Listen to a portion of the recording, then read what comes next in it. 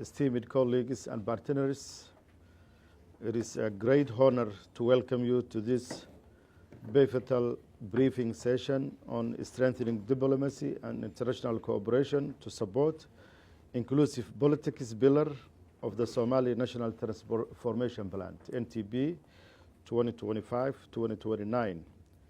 Gathered here under the auspices of UNDP, we embark on a collaborative journey to envision a stable, democratic, and inclusive Somalia. We are privileged to be joined by the UNDP Resident Representative, Mr.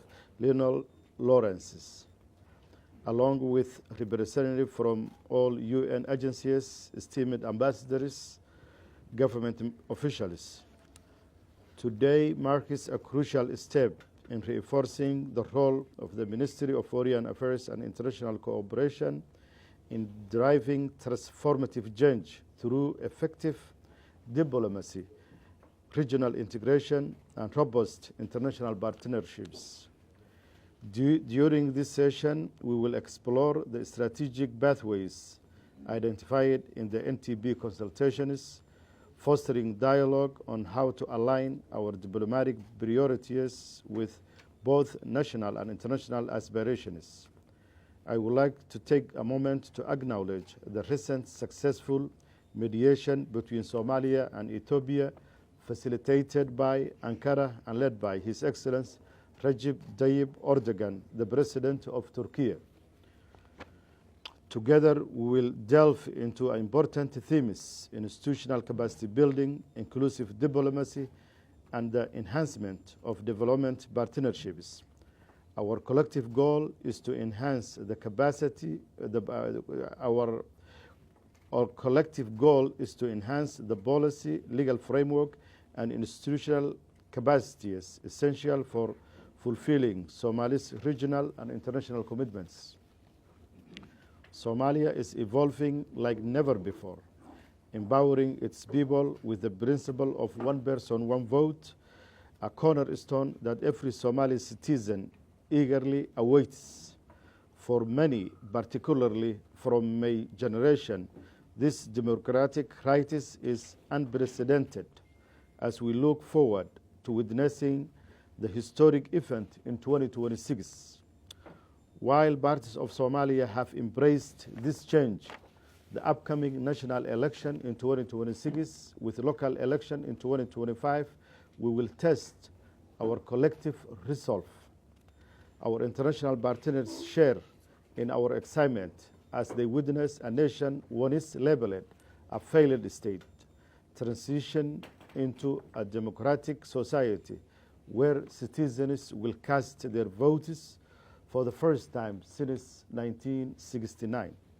We invite each of you to stand with us as we return power to the people of Somalia and impart our significant role on the UN Security Council for a term 2025-2026. This reflects the confidence that the international community has in Somalia, evidenced by their support for our candidacy as a non-permanent member of UN Security Council. Today we gather with clear objectives to present findings from the NTP consultations focused on diplomacy and international cooperation, enhance our partnership with regional and international allies, ensure policy coherence with the inclusive politics pillar of the NTP, and outline the strategic plan for developing frameworks that support Somalia's commitment. As we engage in this discussion today, let us focus on a key guiding themes: institutional capacity building, enhancing our human resources and infrastructure for effective diplomacy, regional and international cooperation, strengthening Somalia's engagement in organizations like African Union, IGAD, United Nations, East Africa Community, and more. Inclusive diplomacy, ensuring marginalized groups, including women and youth, are actively represented in our diplomatic efforts. Leveraging development partnerships, aligning international initiatives with our national priorities. The outcome we seek are significant. We hope together reflections on the finding presented, seek your insight on enhancing Ministry of Foreign Affairs' role in diplomacy and international cooperations, and ultimately support Somalia's sustainable development and transformation. As you are aware of, Somalia is in transition. We are transitioning a lot of our missions from ADMIS to AWSOM, from UNSOM to UNTMIS. So we are transitioning even the UN system to the UN country team. I extend my heartfelt gratitude for our partners, particularly UNDP, for hosting this important event. I look forward to a fruitful discussions that will guide our work and contribute to a more inclusive and effective foreign policy that meets the needs of all Somalis. Thank you for your attention, and I look forward to engaging with you through today's session. Members of the diplomatic corps, we have here a representative of the Embassy of Turkey and the Embassy of Italy. Thank you for being here. Probably there are also others online. I want to welcome them. I want to welcome our colleagues from the UN, from UNTMIS, that have joined us this morning. Thank you. And I see that the team from the Ministry of Foreign Affairs come in full force and have prepared a presentation from us. I want also to acknowledge that Somalia is undergoing a critical phase of state building that is underpinned by complex and interrelated processes. The PS mentioned a very ambitious program on elections next year and the year after, and the processes of reconciliation, stabilization, federalization, constitutional development. This has been a full year for Somalia, and the PS said that it's evolving like never before. It has to be acknowledged.